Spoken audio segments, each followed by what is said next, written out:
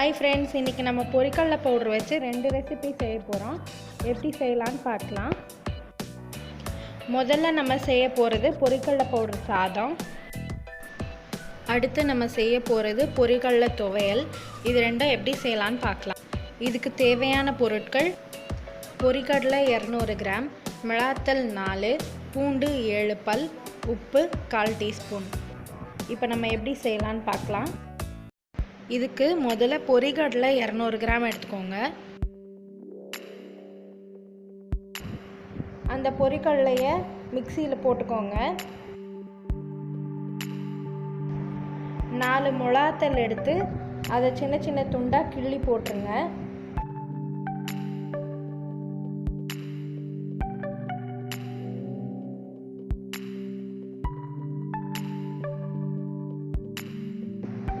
உப்பு 1/4 டீஸ்பூன் போட்டுக்கோங்க. பூண்டு 7 பல் போட்டுக்கோங்க. இதெல்லாம் போட்டுட்டு மிக்சியில் நல்ல மையாக திரிச்சிருங்க. குறக்குறன்னா இருக்கக்கூடாது, நல்ல மையாகவே திரிச்சிருங்க. பொரிக்கடலையில் இருக்க சத்து என்னென்னா, அதில் ப்ரோட்டீனும் ஃபைபரும் அதிகமாக இருக்குது. அதனால் நீங்கள் அது தாராளமாக எடுத்துக்கலாம். வெள்ளை சாதம் 1 கப் எடுத்துக்கோங்க. 1/2 டீஸ்பூன் நெய் போட்டுக்கோங்க. நல்லா பிசைஞ்சுக்கோங்க.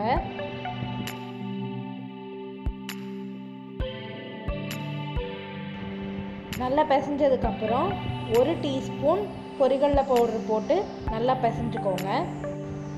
நெய் இருந்தால் நெய் போட்டு பிசைஞ்சிட்டு அதுக்கப்புறம் பொரிக்கடலை பவுடர் போட்டு நல்லா பிசைஞ்சுக்கோங்க. நெய் இல்லைன்னா 1 டீஸ்பூன் நல்லெண்ணெய் விட்டுட்டு அதுக்கப்புறம் பொரிக்கடலை பவுடர் போட்டு பிசைஞ்சுக்கோங்க.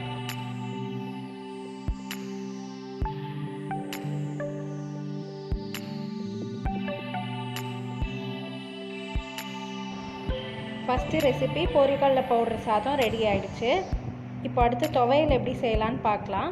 ஒரு பவுல் எடுத்துகிட்டு அதில் 3 டீஸ்பூன் பொரிக்கடலை பவுடர் இப்போ திரித்து வச்சுருந்தோம்ல அதை சேர்த்துக்கோங்க.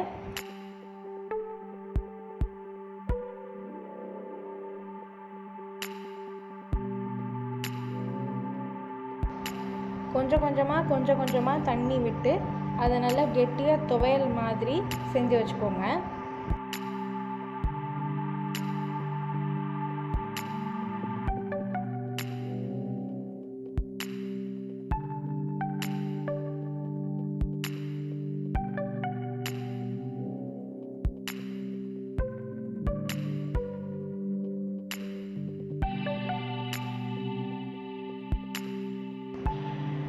இப்போ பாருங்கள், நல்லா கலந்தாச்சு. நல்லா துவையல் மாதிரி கெட்டியாக இருக்குது. இதுதான் கரெக்டான கன்சிஸ்டன்சி.